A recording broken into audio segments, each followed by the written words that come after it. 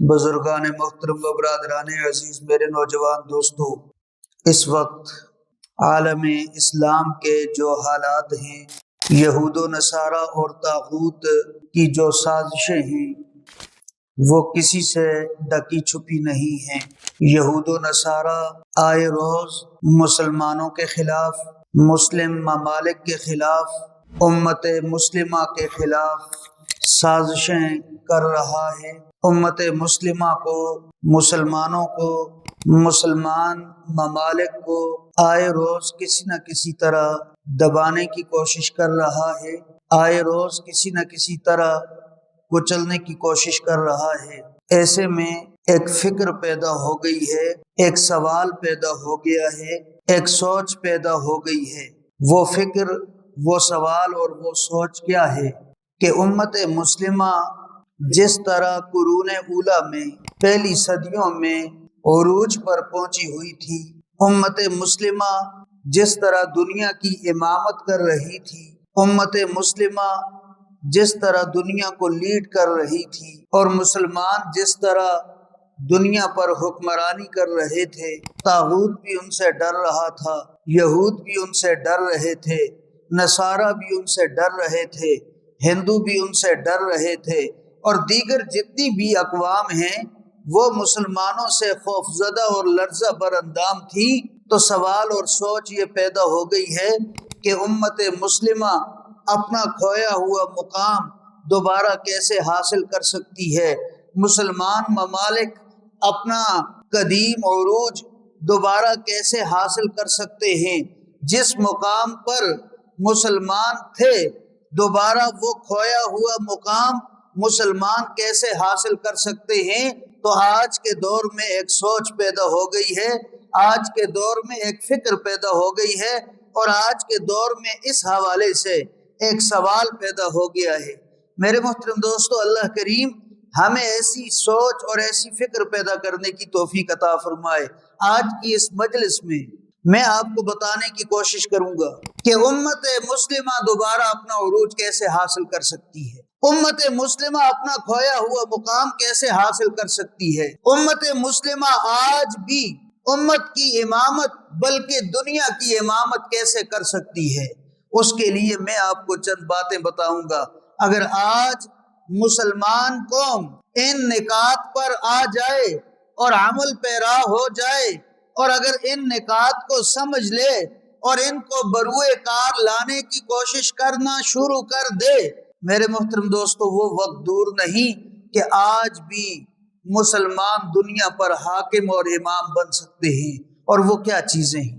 سب سے پہلی چیز، اس دور میں، اس مادی دور میں مسلمانوں کو جو سب سے پہلی چیز اپنانی پڑے گی، جس چیز پر سب سے زیادہ فوکس دینا ہوگا، وہ ہے عقیدے کی محنت، وہ ہے ایمان کی پختگی، وہ ہے نظریاتی پختگی۔ آج اگر پوری دنیا میں بسنے والے مسلمان ایمان کے لحاظ سے مضبوط ہو جائیں، عقیدے کے لحاظ سے مضبوط ہو جائیں، نظریاتی حوالے سے مضبوط ہو جائیں، پوری دنیا لگی رہے، ان کا کچھ بھی نہیں بگاڑ سکتا۔ ساری دنیا لگی رہے، ان پختہ ایمان اور پختہ یقین رکھنے والے مسلمانوں کا کچھ بھی نہیں بگاڑ سکتی۔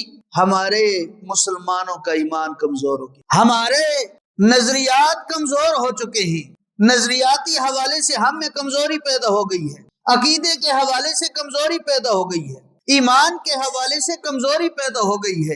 اور یہ کمزوری ہی ایسی بیماری ہے جس کی وجہ سے ہم باوجود وسائل ہونے کے، باوجود معدنی وسائل ہمارے پاس ہیں، باوجود اس کے کہ قدرتی وسائل ہمارے پاس ہیں، لیکن اس کے باوجود ہم طاغوت کے سامنے اور یہود و نصارہ کے سامنے کمزور پڑے۔ تو سب سے پہلی چیز ایمان کی پختگی، نظریے کی پختگی، یقین کی پختگی، عقیدے کی پختگی اگر آج مسلمانوں میں پیدا ہو جائے، میرے محترم دوستو، مسلمانوں کو دنیا کی کوئی طاقت کمزور نہیں کر سکتی، اور مسلمانوں کو دنیا کی کوئی طاقت جھکنے پر مجبور نہیں کر سکتی۔ اور میں نے آپ کے سامنے جو آیت پڑھی ہے، ان الذین قالوا ربنا اللہ، بے شک جن لوگوں نے کہہ دیا ہمارا رب اللہ ہے، ثم استقاموا، پھر اس پر ڈٹ گئے کہ ہمارا رب اللہ ہے، اللہ ہی ہمارا خالق ہے، اللہ ہی مالک ہے،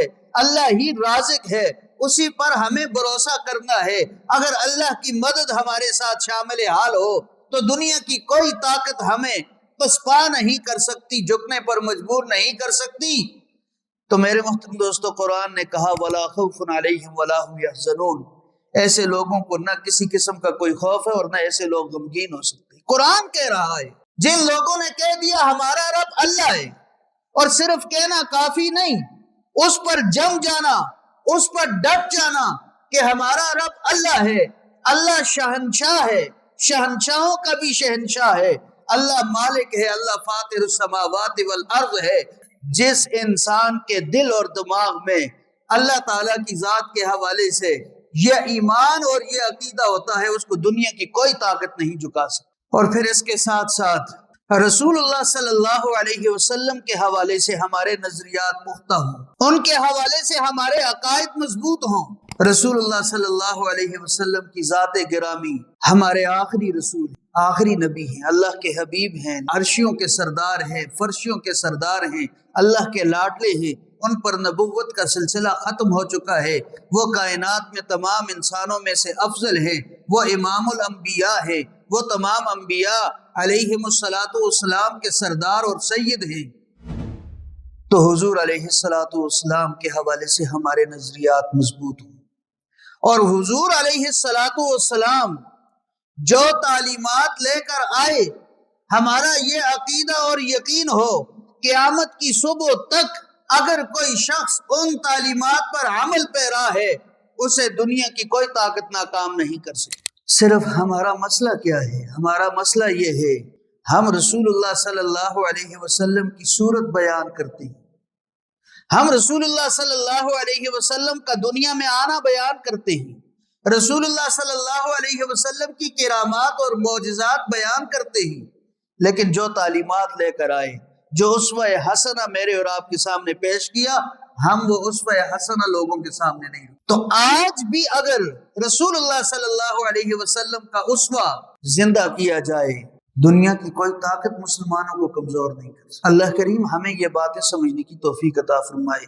خبیب بن عدی ایک صحابی رسول ہیں، مشرکین مکہ نے ان کو گرفتار کر دیا، اور مکہ سے باہر تنعیم کے مقام پر مشرکین مکہ نے ان کو پھانسی دینے کا فیصلہ کر دیا۔ اب پھانسی کا وقت ہے، آخری خواہش کا اظہار کیا کہ مجھے 2 رکعت نفل پڑھنے کی اجازت دیجیے۔ پھانسی تیار ہے، پھانسی کا پھندا تیار ہے، مشرکین مکہ نے گرفتار کیا ہوا ہے خبیب بن عدی رضی اللہ تعالیٰ عنہ کو۔ آخری خواہش کا اظہار کیا، مجھے 2 رکعت نفل پڑھنے کی اجازت۔ ذرا دل پر ہاتھ رکھ کر آپ یہ بات سنیے، دل پر ہاتھ، اجازت مل گئی اور 2 رکعت جلدی جلدی پڑھے۔ کسی نے پوچھا اتنے جلدی آپ نے نماز کیوں پڑھی ہے آج؟ یہ تو آپ کی زندگی کی آخری نماز تھی، یہ آپ کی زندگی کے آخری 2 گانا اور آخری 2 رکعت ہے، آپ نے اتنی جلدی کیوں پڑھی ہے؟ ایمان کی اور نظریے کی پختگی آپ دیکھیں۔ کہا میں نے اس لیے یہ 2 رکعت جلدی پڑھے ہیں، کہیں ایسا نہ ہو دیکھنے والے یہ سمجھیں کہ موت کے ڈر سے نماز لمبی کر دی ہے، موت کے خوف سے نماز لمبی کر دی ہے، اس لیے لمبی نماز نہیں پڑھی، مختصر پڑھی ہے، میں تو خوشی کے ساتھ موت کو گلے لگانے کے لیے تیار ہوں۔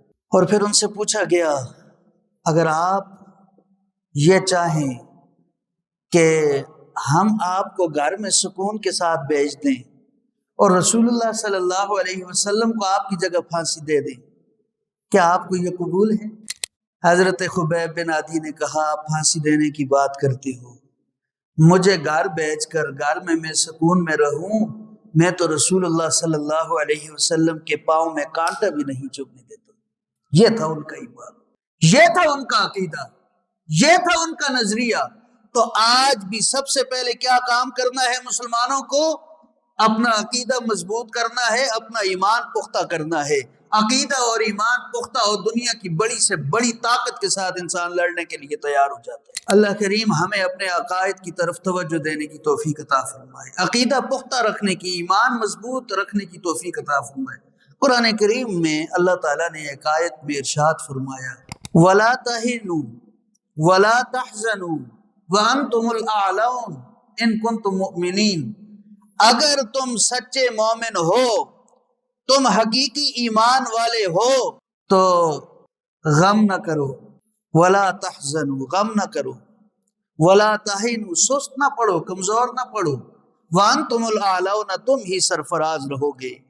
یہ قرآن کریم کی آیت پڑھ کے آپ کو سنائیں۔ شرط یہ ہے ان کنتم مؤمنین، اگر تمہارا ایمان ٹھیک ہے اور تم ایمان کی مضبوطی کی وجہ سے مضبوط رہو گے، سست نہیں پڑو گے، کمزور نہیں پڑو گے، غمگین نہ ہوگے، انتم الاعلون، قرآن نے کہا تم ہی سرفراز رہو گے، تم ہی فتح سے ہمکنار رہو گے۔ اللہ کریم یہ بات سمجھنے کی توفیق عطا فرمائے۔ تو سوال کیا ہے؟ امت مسلمہ اپنا سابقہ عروج دوبارہ کیسے حاصل کر سکتی ہے؟ پہلا جواب آپ کو بتا دیا، ایمان اور عقیدے کی مضبوطی اور نظریاتی پختگی اگر مسلمان آج حاصل کر لیں تو مسلمان اپنا سابقہ عروج دوبارہ حاصل کر سکتے ہیں۔